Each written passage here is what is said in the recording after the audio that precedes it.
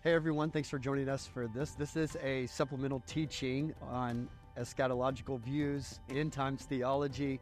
We hinted at it yesterday in our messages, if you caught those, in our First Thessalonians series. And so didn't have a lot of time to go into depth and detail yesterday, and so we wanted to come along and provide a little supplemental resource for you. It can also be a nice little standalone resource going into the future for various end time beliefs. And so today we're going to finally set Pastor David's eschatology right. We're going to finally fix the problems with just this little section of his theology. David, I want to start off just by saying, why are we studying this? Is it important to even look at? Should we be studying it? Yeah. Well, as we mentioned to some degree in our messages, sometimes you should leave church scratching your head a little bit, and asking yourself, is there something deeper? Is there something, more important that I can learn from this? And if our people only take what we are able to give to them in 35 or, in your case, 55 minutes, then I'm sorry. I couldn't help myself. It was just too easy. But if that's all they take in their study of the Word of God, then we're missing out, and they're not getting full maturity in that moment. So I think it's important for us to encourage a deeper thinking, more reflection, give some resources, and I think that this is a particular doctrine that the more you study it, at least it feels like to me, the less I know about it, but the more excited I become about heaven. Yeah. And I think it's really important to be excited about heaven and about a God who's going to make all things right. Yeah. And I think that it serves two purposes.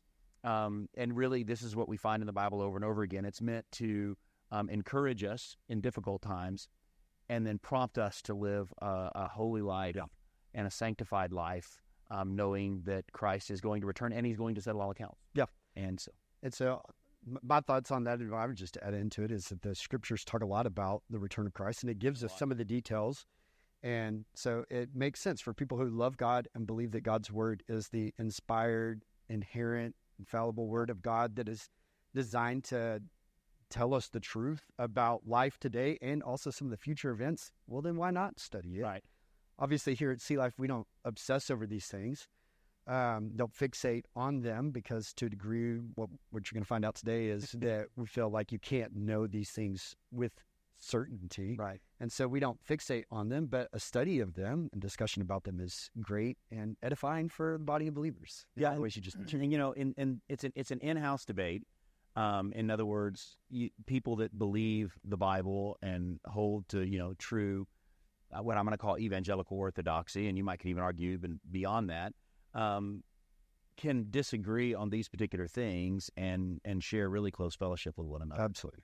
And I think that and everybody, and the other thing is that it's important not to get cocky and think that, everyone, I say this a lot of times with apologetics. I mean, everyone gets off the train at a different station. Mm-hmm. And you can go to a point, you go to William Lane Craig's website, and they ask questions that I don't, it's not that I don't understand the answer. I don't even understand the question they're asking. And it's so far beyond me when it comes to, spiral dynamics and all these kinds of things. And I'm like, what in the world are they talking about? I think the same thing is true in this, is that just because you go further down the track doesn't mean that you're a better Christian or that you're a more devout believer. But there should be a sense in which you grapple with the parts that the Father puts on your own heart. Absolutely.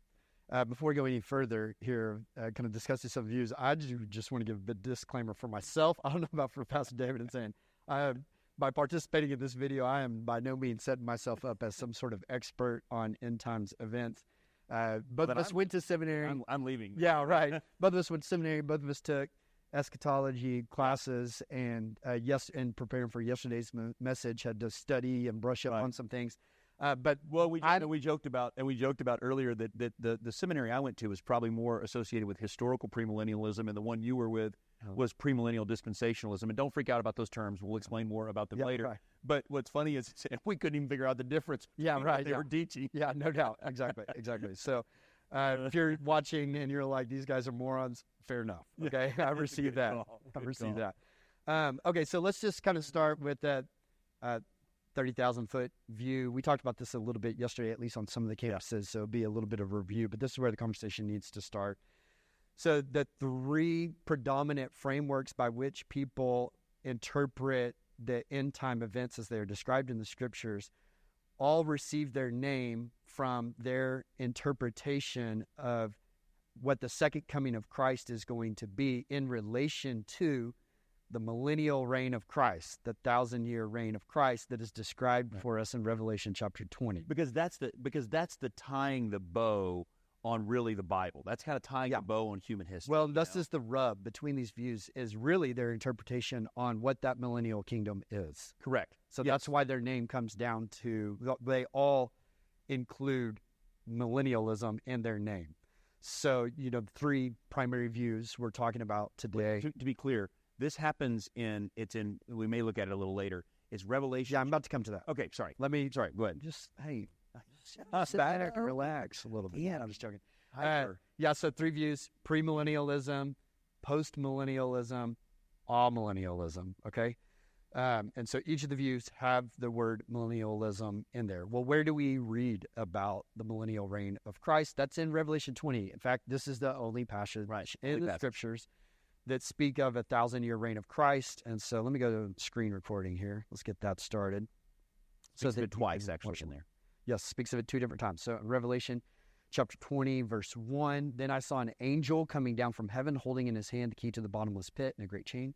And he seized the dragon, that ancient serpent, who is the devil and Satan, and bound him for 1,000 years. And so that's the first reference to 1,000 years. That's the millennial reign of Christ there. But that first part is talking about Satan being bound for 1,000 years. That's a key part of the millennial kingdom. And then you go down, next paragraph, verse 4. Then I saw thrones, and seated on them were those to whom the authority to judge was committed. Also I saw the souls of those who had been beheaded for the testimony of Jesus and for the word of God, and for those who had not worshipped the beast or its image and had not received its mark on the foreheads or the hands. They came to life and reigned with Christ for 1,000 years. And so that's really that's a second reference to the 1,000-year reign of Christ. And so you see two things happening in that millennial kingdom. You've seen Satan bound for 1,000 years, and then you see Christ reigning for 1,000 years with a certain population of believers, of which there's a lot of debate about who those believers are. Okay.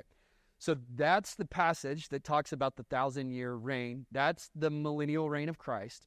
Okay. Now then, if we want to examine the views, we'll go back to this chart that we shared with y'all, at least on some of the campuses yesterday. Now let's just kind of start walking through this a little bit. David, feel free to chime in here. Top one we're looking at is premillennialism.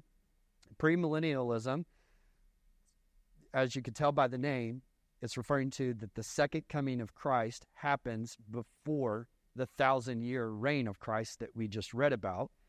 So in premillennialism, you'll see right now that we are in this church period right here. This is us right there.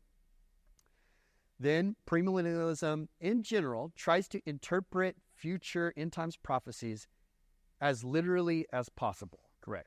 So they say that based on prophecies, many of them going back to the book of Daniel in the Old Testament, that there is going to be a 7-year tribulation, a literal 7-year tribulation. That is this right here, often broken up into the first half and then the second half, and that both are going to be difficult, but the second half is going to be much more difficult than the first half. Tribulation just means great trouble. That's it. And so there's going to be great trouble on the earth. This is going to be the beginning of God pouring out his wrath, finally, for sin on the world. So there's going to be a literal 7-year tribulation, is what premillennialists say.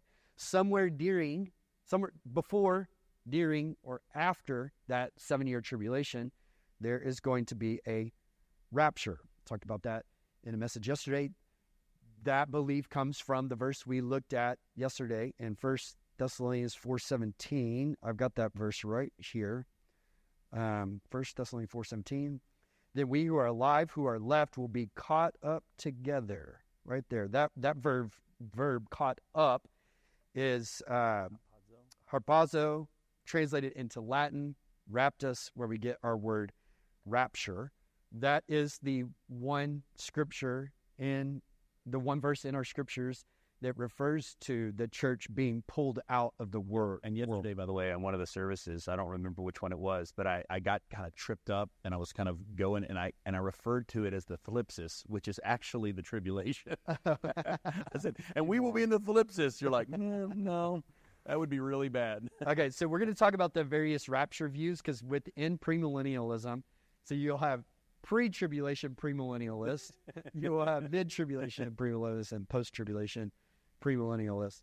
And so that you may, and to be clear, you may need to pause this for a second if you can, since you're getting to watch this on demand, and look at this a little bit, because what he just said, we realize that's a lot of stuff, and we're using a lot of words that you don't normally use, and so it can be easy for us to normalize those words. We had an entire semester on this stuff. So these other little arrows that you see on this chart, those are the other possible points of rapture of the church. At the end of the tribulation, so then you get this arrow right here that's coming down and touching the line. That is the second coming of Christ. So premillennialist would say that when Christ comes and raptures the church, that's not technically the second coming, because he's just coming in the sky. In the sky, yeah.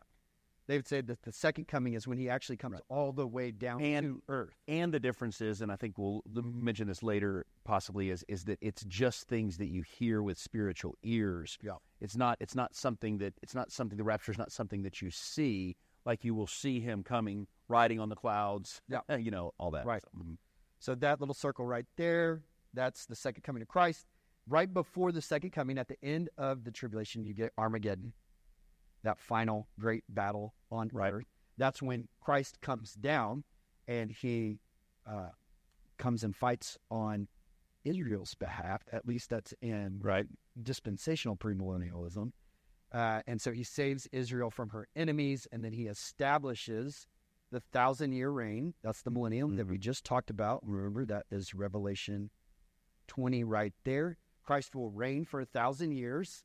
Satan is bound during that time. Revelation 20 told us that. And so basically, this is like very similar to the Garden of Eden. This is the reign without sin. So that's what they believe is happening during that. You're going to have a picture of what the garden would be like had Adam and Eve not sinned. Physical reign of Christ on earth, broken, fallen earth. Right. But inside the kingdom, it's divine. It's like heaven on earth in that moment. Outside of this physical kingdom of Christ, it's still broken, fallen world. There are people living who are not in relationship with God. And at the end of that millennial reign, then you have the great white throne judgment there, where everyone is fully resurrected, stands before Christ in judgment. Satan is then cast into lake of fire, bottomless pit for eternity. And then God creates the new heaven and the new earth, and that's where we live with God. Right. Which what we live in now is a shadow of that, but that's much different. That's heaven as we know it. That's much different than the planet that we live on, even if this planet was not broken. It's much different. Yeah, totally. Okay. Anything that I'm missing? No, that's good. That's good. No. And talk about the Antichrist and their or even Gog and Magog, how that all but plays that's out. part of the premillennial view. Yes, right. A literal Antichrist as well that you may not see in some of the other points. Okay, so let's go on to Amillennialism here. Amillennialism teaches that we right now, the church, are living in the millennial reign. And so this is us right here. We are living in the millennium. So amillennialism is a little bit of a misnomer. Right. It sounds like that they don't believe that there is a millennium. No, they believe that there is a millennium. So whereas premillennialism interprets the scriptures as literally as possible, amillennialism is interpreting end times prophecies in a more spiritual, figurative sense. I think that they would think that is fair. So Christ is reigning, but he's reigning in heaven. Alongside the saints that have already died. Right. And so when Christ died on the cross and resurrected back to life, Satan was bound at that point. Correct. And so it's why... Which once again, is like, I don't feel like he's always bound in my life. Yeah, that's I feel like he's definitely not bound in yours. I can affirm that. Does nobody know about you? Good Lord, Man, reigning free, actually. No, I'm just joking. Don't say that in light of everything we've heard lately of pastors. No, Don't say that. anything. It's all joking. So the view would be Satan was bound at that moment that Christ resurrected from the dead. And that's why the gospel has been able to proceed forth out of Israel into the nations. The gospel has gone all over the world, and there are believers all over the world. And that's because we are currently living in the millennial reign. And part of the belief, why they believe this, is because Jesus said to his disciples and to the generation there, he's like, in Matthew chapter 24, he said, and this generation will not pass away without seeing these things. And Jesus talked in real time, like he was ushering in his kingdom right then. Like so much of the Gospels is talk about God's kingdom and the kingdom of Christ. And many of the times when we're talking about it as if that kingdom is being ushered in right now. And so all millennials would be like, yeah, Christ is ushered in his kingdom. Yes. We are living in it right now. Whereas premillennialists will say, yeah, kind of, but really the ultimate reign of Christ on earth is actually going to happen in the future. Right, yeah. So if you look at the book of Revelation, the Amillennialist believes that even though we can't fully understand it, there is a spiritual understanding of what is currently happening. So Revelation is not going to be played out later. It's being played out right now. Yeah, absolutely. Which it's clear whenever you read the book of Revelation, some of it is describing what happened in the past. No question. It's pulling back the curtain into heaven over the entire eternal history of spiritual things. So like Revelation chapter 12, it's talking about the birth of Christ and how Satan tried to execute, tried to thwart God's plan there with the birth of Christ coming to the Messiah into the world, but he was unsuccessful. And so some Revelation is talking about past events. Okay, back to our chart here. So we're living in the millennium right now. They do believe that there will be a tribulation before the second coming of Christ, but it is not a literal 7 years of tribulation. It's just like as we get closer and closer to the return of Christ, things are going to get harder and worse and worse. And so, and the rapture itself, which we'll talk about, we talked about yesterday, they would believe that Christ basically comes down, raptures both the dead and the living, and then they come back down with him in his eternal reign. Right. And so that's how they would view the rapture. So in relation to the verses that we talked about yesterday, 1 Thessalonians 4 and chapter 5, so they would say that chapter 4 and 5 are Paul talking about the same event. That's one event that he's just describing in two different ways. Whereas premillennialists would say, no, it's a rapture in chapter 4, and then it's the tribulation in chapter 5. Correct. Where amillennialists would say, no, it's just one event that is described there. That's the tribulation, and believers are going to live through the tribulation times. Right. And then Christ is going to return. Okay, so back to the chart here. At the end of that undefined period of time, the tribulation, then you're going to get the second coming of Christ and the judgment of the righteous and the unrighteous, and then God creates the new heaven and new earth where we exist eternally with God. I would say about amillennialism that you sometimes hear in theological discussion world the phrase "already not yet." Yes, very much. This really describes amillennialism in a lot of ways. That their theology is fulfilled already, but not yet. Like we are already living in the millennial kingdom, but it's not the full, full, complete reign of Christ just yet. Right. Whereas premillennialism, most of their eschatology is unrealized. Not yet. Right. It's still future. As is true postmillennialism, which you're about to get to. Yep. Actually, borrows some from premillennialism and some from amillennialism, and kind of how they view it. But go ahead. Mm-hmm. So in postmillennialism, it's pretty similar to amillennialism in that they say that we are currently living in church period right here, and then somewhere the millennial reign of Christ begins, and during that millennium, it kind of takes it to where like that literal 1,000-year reign of Christ after the return of Christ, they kind of push it forward before the return of Christ. Right. to where from now until the return of Christ, things are going to get better. So at post-millennium, after the millennium, Christ returns. So the 1,000 years has started at some point, probably during the past, and society is moving towards, as Christ's reign becomes more and more evident, moving towards the second coming of Christ. Will be a post-millennialism. Yeah, and so things get better and better.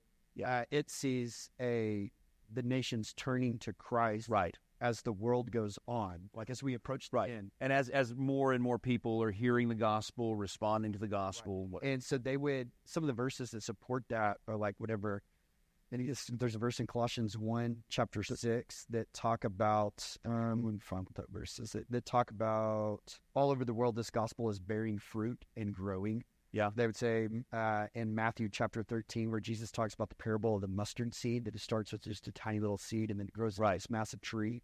And then talking about leaven as well. You get a little bit of leaven and it works its way through the entire dough. And really one of the things that postmillennialism did, and I'm sure we'll talk about kind of somewhat of its decline in popularity in a moment, but one of the things that it does do is it puts a real emphasis on us being a part of ushering in the second coming of Christ. So we get really, believers then are really important in this because we're the ones that are scattering the seed. We're scattering the gospel, sharing the message, and bringing about justice on earth, which ultimately brings us to the place in which Christ would come back. Right. And so it does give a nice heavy dose of what seems to be taught in the Bible itself, kind of thematically, that what we do matters. Yeah, absolutely. So you've got that millennial reign of Christ that will happen in the world before the return of Christ, and you got that second coming of Christ right there, and then once again you have the new heaven and new earth at the end, that we dwell with God for eternity. So those are more or less the views. So post-millennialism did fall out of favor a little bit, right? Really in the 1900s here with 2 world wars, the Holocaust, the atomic bombs being dropped. Yeah. Because the theory is that the world is getting better and better and better. The gospel is taking root more and more throughout the world. And so when the whole world finds itself in war and mass casualties, it's tough to identify that with that belief right there. But some still hold to that belief today. Okay, so you want to just like pop in and anything that I missed on any of that? No, I think you did. I think you did a great job there, and give Casey a thumbs up, if you will. What a great job. I think that the difficulty here, once again, is that, and I hope that you heard this as you read books. So when I was in seminary, this was the text that we used. Actually, had a different cover back then. This is a remade one, but it's Robert Klaus. It's called The Meaning of the Millennium, and this is an interesting book. I don't know if I've told you about this, Casey. So what they do is they take these 4 scholars that we would respect, and there is another position called premillennial dispensationalism, and we'll you'll hear some of that. We'll talk about that a little bit as we kind of move forward under the premillennial discussion. But basically what it does, takes these 4 scholars, and each 4 of them write what their position actually is in regards to the text, in regards to the Scripture. And then the other 3 positions, they argue against it afterwards. Mm-hmm. So all 4 of them have to present their case, and then the other 3 then argue why they think that case is not solid. So if you're really want to go to another level, this is a great book. It's called The Meaning of the Millennium, and it's by Robert Klaus. And I think it could be really helpful for you if this is really interesting. Because like I said, everybody gets off the train at a different station. And if you want to go a pretty good ways and really be well-versed in this discussion, this would be a great resource for you. And I love it that all 4 of these people, you would fellowship, spiritually with all 4 of these seminarians. Yeah, right. Okay, so kind of transitioning a little bit down to a little bit of a different theological cul-de-sac here. I didn't necessarily discuss this with you, but I think you're fine with probably going this way. So part of the belief system especially comes into play with dispensational premillennialism and amillennialism is the discussion about Israel. Right, for sure. You want to talk about that? Jeez. Can I give you a short little background? Because I'm going to go ahead and reveal my hand on this because I think it's probably helpful for me to do so. When I was growing up, my dad was probably Hal Lindsey was a great influence, and Hal Lindsey was a premillennial dispensationalist, and we had a lot of discussions in our home growing up about this. The church that I grew up in talked about heaven, hell, end times way more than we do, and we probably should be better at it, honestly, in light of all the things we see and the craziness we see going on around us. But so when I went off to college, I kind of rebelled against this, and was exposed to Amillennialism, and really, honestly, began to go, wow, this really seems to answer some of the questions that I seem to have, kind of ignoring a lot of the things that were more literal, and it was like Amillennialism just ignored several of these things. You mentioned the Antichrist, things like that are just ignored, basically. And having said that, I really appreciated it, embraced it for a while. Over time, I moved. I just, particularly when it came to Revelation chapter 19 and 20, which we'll get to at some point here, is that I came to the conclusion that I really believe that the next is sequential, and I believe chapter 20 follows chapter 19 for a reason, and I do believe that the millennial reign is after the return of Christ. So much so, in the passage that we looked at, anyway, all that to say, a lot of this has to do with, how you believe Israel and the church are related to one another. And a dispensation in particular means you believe that those would have two different dispensations. God dealt with Israel here. He's dealing with the new covenant people, us, here. Jesus is the transition. Some of what Jesus says was to the Jew. Some of what Jesus says is to us. There are also some in the New Testament. There's also some things where Paul is writing, and it's very clear that he's writing to people with a Jewish heritage. And he's or people that are even holding to a Jewish heritage more than he should. And there's places where he's referring to more to New Testament believers or New Covenant believers, Gentiles such as ourselves. And remind me how you were trying to get that to. Well, let me come in and give a brief summary, and that can get you back on. Yes, okay. Talking. So premillennialism would say that all of the Old Testament prophecies, the big promises that God made through Abraham, Moses, David, that all of those experienced some fulfillment in Christ, but not completely yet. Until we're talking about the ultimate reign of God in national Israel that is also tied to a land promise. And we see that obviously in both Armageddon, Gog and Magog, and the judgment of the nations. Yes. So premillennialists, remember, we said that they try to interpret the scriptures as literally as possible. And so they're saying, well, those prophecies that God gave to his people in the Old Testament, Israel, they were not fully fulfilled just yet. And so that means that they're still on the table and they're going to be fulfilled literally. And so they would say that God still has, like, that covenant with Israel still stands, and it will be completed and fulfilled, which means God still has a special redemptive plan for Israel in play that stands apart from the church to an extent. It's still going to go through Jesus, and the blood of Jesus, the cross, and the resurrection, but it's Israel's own special plan. Right. And so they would read Romans 11, where Paul is talking about the hardening of national Israel, of Israel, the hardening of the hearts against Christ, and then the Gentile acceptance of the gospel, but then it predicts a future salvation for the nation, or for Israel. Okay. The debate is it's like national Israel or is it talking about spiritual Israel? Spiritual Israel. Okay. But premillennialists would say, no, it is for Israel. Right. Okay, so that makes the discussion today about national Israel in our context. Obviously, Israel, super important. There's lots of news about Israel all the time. Right. And it also made it very interesting. We weren't alive then, but back in the 1940s, when Israel was given a portion of its land back for the first time since they came under Roman rule, when Christ is there, Israel existed as a sovereign nation again. Yeah, in 48, And that's why that's kind of the basis of the book that I alluded to in my message yesterday was about 88 reasons why Christ is coming in 88. It really rocked the world, this idea because they were saying that was the fig tree, and they were saying, if it wasn't the generation he was speaking to, and Jesus says, when he cursed the fig tree and he says, this generation will not pass away, it's either the generation that he's speaking to, which would be the disciples, or the generation he was speaking of. Right. And so they were saying, well, it's the generation that he was speaking of, which would be the ones that saw the restoration of Israel happen in 48. So 88 was a full generation later, and so they believe that Christ is going to come in 88. And so some people still believe that when the last Jew that was alive in 1948 dies, that's when Christ will come back. Yeah. That's we'd leave it still on the table for today. Yeah, for maybe anywhere from 10 to 20 years, maybe. Yeah, I don't know how long that would be. But. And so all this works together.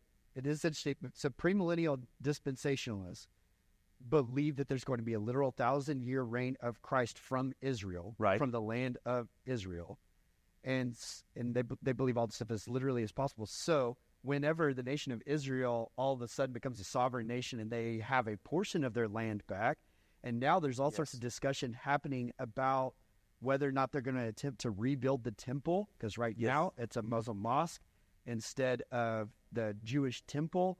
But there is a Jewish group there, Orthodox Jews, who they have all the plans, all the funding for the rebuilding of the temple. I've heard even that, there's rumors out there that they have the stones already carved for the temple, so that whenever it's time to build the temple, that it's just some assembly required, like IKEA furniture, And so premillennialists, dispensationalists are like, oh man, everything that's happening with Israel right now is potentially things are growing hot for that time of. By the way, the Muslims actually still fear this, which is to some degree why the East Gate, where Christ is supposed to make his triumphal reign, has not only been sealed by who is it?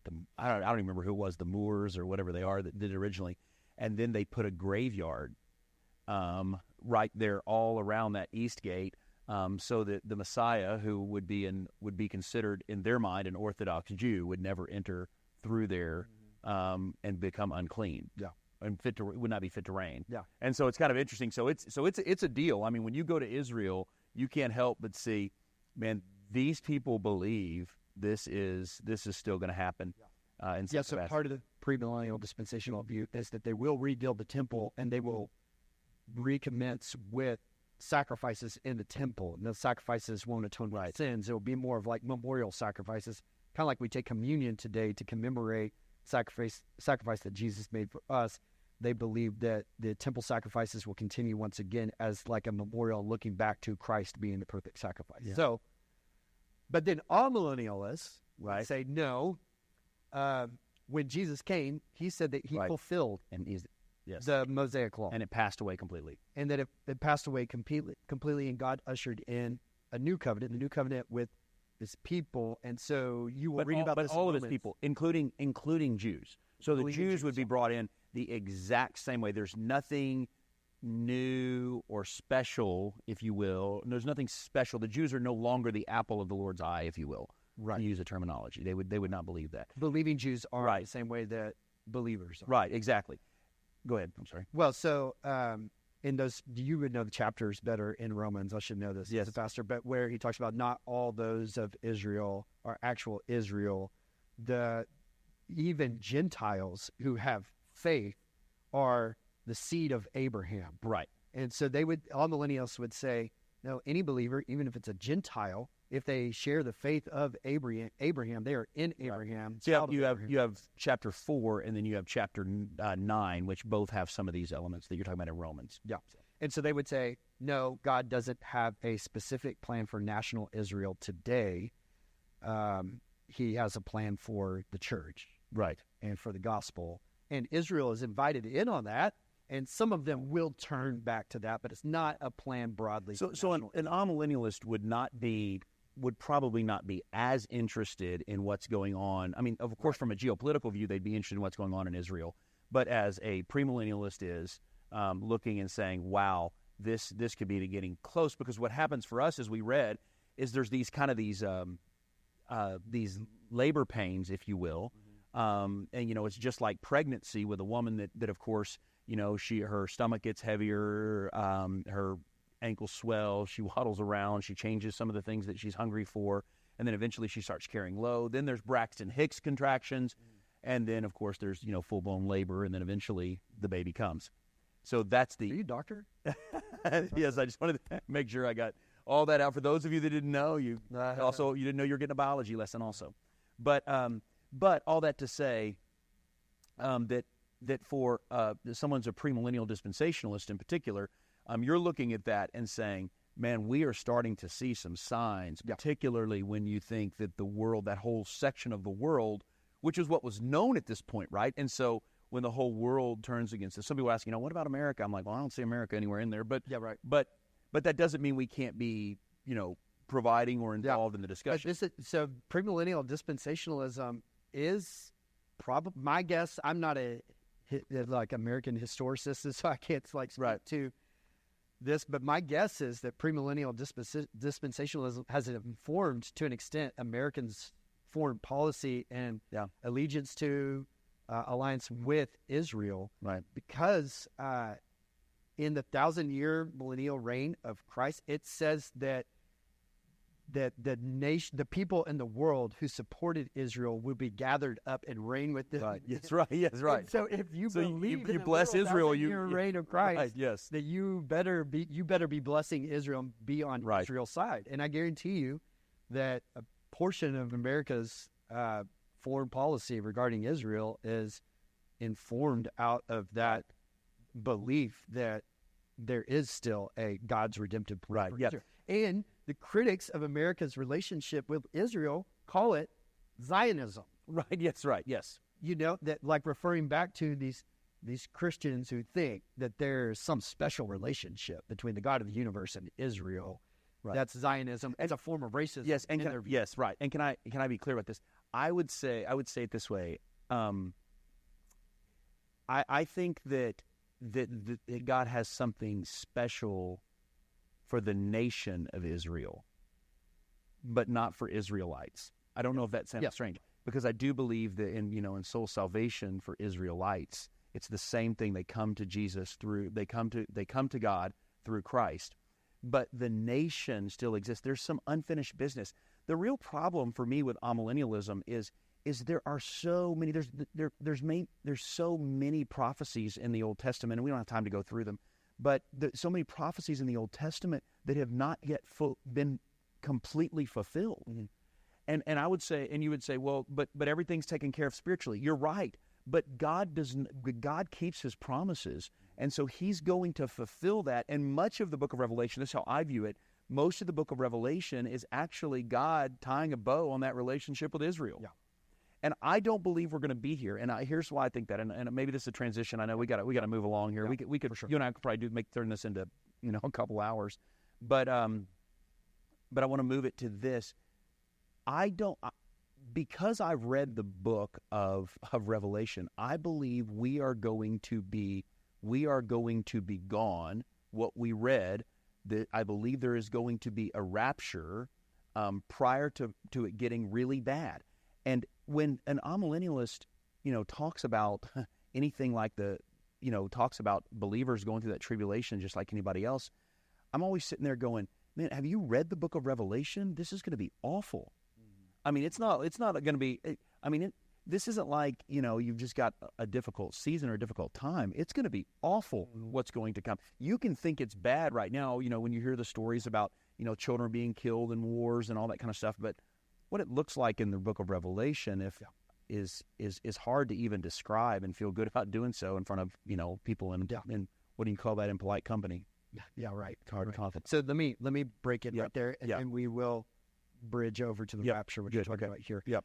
I just want to say, for me, I lean toward premillennial dispensationalism view as well. A lot of it is because I went to a seminary that taught premillennial dispensationalism. And you can't even, and one of the reasons I didn't go there, in addition to the fact that it's way expensive, you rich guys went there. Yeah. But the one of the reasons I didn't go to, it's DTS, Dallas Theological Seminary. You can't. I went to Southwestern Theological Seminary. And you can't even, originally you had to believe premillennial dispensationalism, but now you just can't teach against it, right? So, You couldn't be a professor or even a active pastor while attending there and preach against premillennial dispensationalism. Yeah. So just to give you all a clarity, a lot of our staff members, come from Dallas Theological Seminary, and obviously so. Yeah. So I lean toward premillennial dispensationalism, but there are parts of amillennialism that are compelling For sure. to me. And so I just want to say, and I would just say, I know that there are people who love God dearly and know way more on all of this. When I hear them talk, I'm like, yeah, I couldn't possibly begin to defend my position against theirs. I agree. It's just a leaning.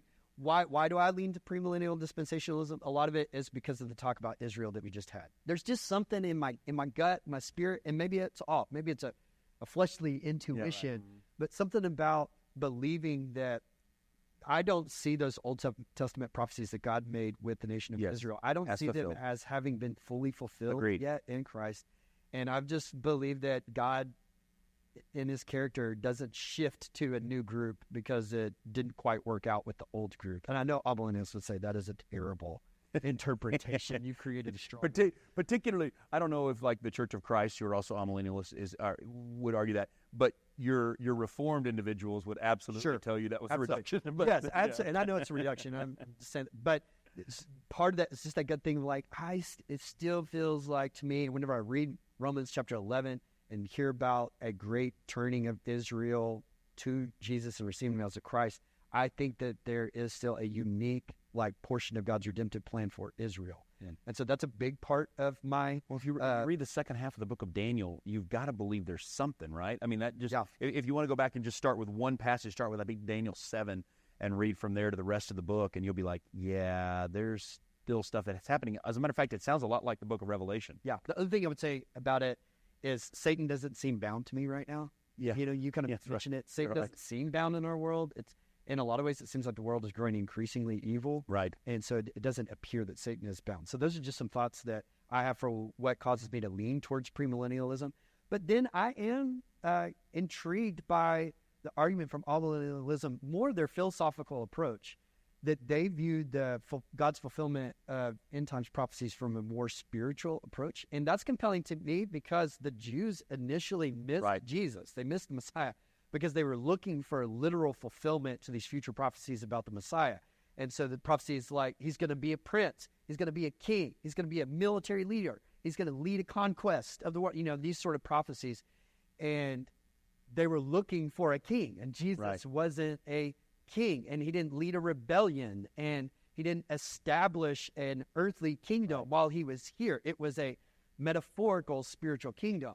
And so I'm like, well, so wait, you got these Old Testament prophecies about the Messiah, and those were filled more spiritually than literally. And now we're to believe that still the future prophecies of Christ are going to be fulfilled literally instead of spiritually, metaphorically. Right. That just the argument on the philosophy, I'm like, well, that's compelling. Right. And so for that reason, I hold it very loosely. Right. Yeah. I'm like, yeah, they could be totally right, and I and everybody else could be totally missing. Anything else you want to say on that? No, I'm good. I think it is getting closer. I think there are signs of it, and I think that right before it gets real bad, I don't know if it's immediately before the tribulation begins. We hear those things, but I do believe in a secret rapture, if you will, meaning that Christ comes in the air before he comes where anybody can see him, and I believe that we're taken out at some point. I don't know when. I'm not, on the chart that we were looking at here, I don't know if I think if it's pre-trib, mid-trib, or post-trib. I'm not exactly sure what I think about that. But at some point, not at the end. So I'm not post-trib. I'm either mid-trib or pre-trib. Okay. Well, so you disagree with John Piper? He's post-trib. Yeah, is he? Is he? Anyway. Well, and in fairness to John Piper and other people like that, God has taken his people through a bunch of stuff. Absolutely. And he takes us through a lot of things. Absolutely. He doesn't rescue us from it. He rescues us through it. Let's just hit on these views real quick. On Rapture views real fast. Go ahead. And I'll fly through them, and you can speak into it if you want. So obviously all this falls within premillennialism because only premillennialism believes in this type of rapture as described in 1 Thessalonians chapter 4 that we talked about yesterday. Yeah, the others would believe that it's part of a general resurrection like an amillennialist or whatever would believe it's a general resurrection that happens at the one time. Coming to Christ. It's all one event. It happens in order, but it's one event. Right. So pre-tribulation rapture, the argument for this would be in 1 Thessalonians 4 and 5, which we talked about yesterday, 2 different times. It says encourage one another with these words. Why would it be encouraging to talk to the church about, hey, y'all are going to go through the tribulation? That wouldn't be encouraging. That would be discouraging. As bad as it is, it's going to get worse. Yeah. And then Revelation 3:10, there's this verse that says, since you have endured, I will keep you from the hour of trial. And people interpret that as referring to the Great Tribulation. Right. And God's promise that he is going to not have us in here for that time. So those are a couple of beliefs for the couple verses to support the pre-tribulation rapture view. Mid-tribulation rapture, in Matthew 24, Jesus said the abomination of desolation will happen midway through, which part of that belief is about the desecration of the temple. And 2 Thessalonians 2 says that the gathering of the saints won't happen until the man of lawlessness is revealed and he stands in the temple proclaiming to be God. And so since Jesus, that would be the abomination of desolation, desecrating the temple. And since Jesus said that would happen midway through the tribulation, then that's how you get the mid-tribulation view. That once the Antichrist is in the temple and claims to be God, then the church is raptured out. Right. Yeah. And I think that honestly, I feel like that's where the dispensation comes into it, because I feel like, am I supposed to talk about? Sure. Well, yeah, that's the moment. That's the reason why I believe this is referencing Israel still. This is in the dealing with Israel. This is not dealing with New Testament believers. Yeah. So I'm saying that's why I tend to be pre-trib or early mid-trib. Okay. Yeah. Because it doesn't have to be, well, I mean, mid-trib, because mid-trib does mean it can be just a few days into it, or it can be 6 years into it. It doesn't mean it's 3.5 years. Okay. Yeah. And then post-tribulation rapture view, 1 Corinthians 15 talks about the resurrection of the righteous at the last trumpet. They interpret that as the 7th trumpet in Revelation, which is after the tribulation events. And 2 Thessalonians 2 says the church will be here for the Antichrist. We will see the Antichrist is how they would interpret it. In Matthew 24, where Jesus said, many will fall away from the faith at that time, which also implies some won't. Right. Some will live through those hard times. They will have faith, and they will make it to the end of faith. So those are some of the rapture views there. Okay. You want to talk about signs of the end of the times, or is there anything else you want to say on rapture? No, I think that, I would just say, I think I've said what I said and where my position is on that and what I believe is going to happen based upon, just years of studying and reading the Bible. And I think that the biggest thing to me is what you said, is the idea of this was always meant, every time this comes up, it's meant as an encouragement to the church that's dealing with persecution and affliction, sometimes to the point of not just losing their jobs, but maybe losing their lives. And so the idea is that, hey, God's going to make all things right. So I believe that we're going to be, rescued from. Yeah. At the very least, what we know is that if believers are here for the tribulation, any portion of it or the whole thing, is that is not meant for the church. Right. That is meant for, in premillennialism, what we're taught in seminary is it's meant for the purification of Israel and for the nations. And so it's not like God's mad at the church and he's purging the church or he's purifying the church necessarily. It will have a refining effect, as all of our trials do. But it's not God's anger with the church and it's coming after the church. That is God pouring out his wrath on those who have rejected Christ. Correct. Okay. Which means he's going, if we go through it, God's going to supply us with what we need to get through it. He'll give you the strength and the endurance and the faith and the joy, even under persecution, to make it through that day. Okay, signs of the end of the times. We need to wrap this thing up for a second. Matthew 24, I guess just read Matthew 24. He talks about signs of the end of the times. Many coming, claiming to be Christ, wars, rumors of wars, nation rise against nation, famines, earthquakes, natural disasters, persecution of Christians, lawlessness will abound. Gospel will be preached in all the world, distress of sun and moon, or interstellar events going on, and roaring seas and waves. And so all of those are mentioned in scriptures, and primarily Matthew chapter 24, talking about signs of the end times. The thing that I think is most compelling to me about the end times is the advances in communication that makes the one thing that seemed absolutely impossible, which was for everyone to hear the gospel, that we're becoming incredibly close to that. I mean, it's a little bit aggressive, but some people believe that by the year 2030, we'll have a Bible in every known language in the world, or reduced down to every language that has more than 400 or 500 people that speak it. Well, obviously, when we talk about AI, it's like you just take a phone over there and you just say, hey, can you say 1,000 words in your language in this phone? Right. And define a few of them in probably going to different happen. language. And then it's like, boom, you can interpret their entire language from them. Right. Which, once again, we know that God is a just God, and we know that that everything that happens will be fair, or not fair, but just, because He's just. And so the idea that everyone's going to hear is super compelling to me, and I think that's possible. Yeah. I mean, when I travel to Africa, they don't have electricity. They go to special places to charge their phones, but they've got phones and cell towers. They've got better coverage in remote parts of Africa than we've got in metropolitan Dallas. Yeah. So I'm like, how can I not get a signal here? Anyone else with me on that? Anybody else feel like, why are we in Forney, Texas, and we can't get a signal? Anyway, but so I think there's a lot of things that are happening. I don't know, I know a lot of people will talk about, what's happening, like you mentioned, in the temple in that particular moment. But I will say that it is clear that almost everyone will turn against Israel as far as the nations are concerned. There will be people, like you mentioned yourself, and I would agree with this, that will be advocating for Israel, but generally speaking, everyone will turn against Israel. So when we see that happening right now, we're like, oh man, if there's a war and Israel's all by themselves, then who knows? Yeah. So you think we're close to the end? Man, I do. I really, I don't know. I kind of subscribe to the idea that we're moving close. I think, I think the way I kind of feel like about it is I kind of feel like it's, I don't know. I things change so quickly, and I don't want to say it, but I do feel like it's going to happen towards the end of my lifetime. And I may die, and then right after. You don't have that much longer left. Yes, so, that's right. I'll turn 55. From David Griffin.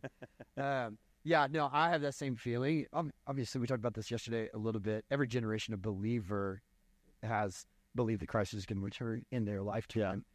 I think we're supposed to long for the Lord's appearing. We're supposed to live in a constant state of readiness. That being said, it is just like, for an amillennialist, that would be a matter of obedience, though. Yeah. It would not be a matter of literal interpretation of the text. Mm-hmm. So they would believe that you long for the Lord's appearing, because I want to be clear that they do that because they are commanded. Mm-hmm. And that was what Augustine said, because he was responding to Irenaeus and Clement and Tertullian, and all those people. All the early people were premillennialists. They were all the earliest churches, and then Augustine came along, and after the next 700-800 years after him, and until we get really all the way to almost the Reformation, Amillennialism, some reigns, and then back to Premillennialism.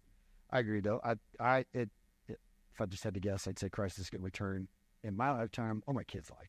Yeah, that's just how. Yeah, that's kind of that's kind of. Lastly, just real quick, what do we do with this? Everything we talked about today, what do we do with it? We pray, and we should pray that the Lord will come back. We should long for His return. I was convicted this week preparing this message that I do that almost none. Mm. And there is a crown, perhaps the easiest crown in the entire. There's the Bible speaks of 5 to 7 crowns depending on how you look at it. The easiest crown to get is the one where you're longing for Christ's return. Yeah. I'm like, I should be going for that one. And so I think we pray. I think we live in light of the fact that he can come back, which means we have an urgency to share. We have an urgency. We have a sanctified life and a holy life in the way that we live, and then we make sure that we don't miss our priorities and we don't live a life that's just about figuring out how we get more pleasure and self-actualization. Yeah, and we live in light of that eternal kingdom that is to come. Yeah, and I'm just saying, I know that anytime we talk about end time stuff, that for some it produces anxiety and fear within them. Some of that anxiety, fear, insecurity could be as a result of a lack of certainty about your spiritual state. If you think that that's true and you like to sure things up, we would love to have a conversation with you about just exactly where you stand so that you don't have to feel insecure about all this, but you can feel super secure, and confident. Now, if you know you're a believer and you still feel anxious or fearful about it, it might just be that you're nervous about the prospect of potentially walking through some really difficult days. And it sounds like to me, like if that would describe you, well, then you just need a little bit more robust theology on suffering. Go back and read the book of 1 Thessalonians. Yeah. And even 2 Thessalonians too, but particularly what we looked at yesterday and before. Yeah. That's all included. The model church lives in light of this reality. Right. And obviously, none of us are hoping that we walk through difficult days, but you don't have to fret or fear about how bad those days are going to be, because the scriptures say God's grace is sufficient. And so if we find ourselves walking through incredibly difficult days, God's grace is going to be sufficient in that. And so an expression of your faith is whenever you fear that anxiety or fear rising up within you, the expression of faith is, but God's going to be with me in that moment, in that day, and give me everything that I need for that moment in that day. And as I said earlier, and that we can even have joy in our darkest, most difficult days. And so just trusting, hey, no matter how hard it gets, I can still have joy. The joy that surpasses, peace and joy that surpasses all understanding. So, great. All right. I think that's it. Y'all want more? There's two people still watching this. That's right all. now. That's all. Your dad, my mom. That's it. My dad's gonna send me a text message after this. And Dale's still watching right now. No, but my dad's gonna send me a text message and correct all the things I said wrong. Yeah, exactly. All right, guys. Thanks for tuning in. And comment if you have any thoughts or questions, and we'd love to think and talk about those as well. God bless you guys. We'll see you soon.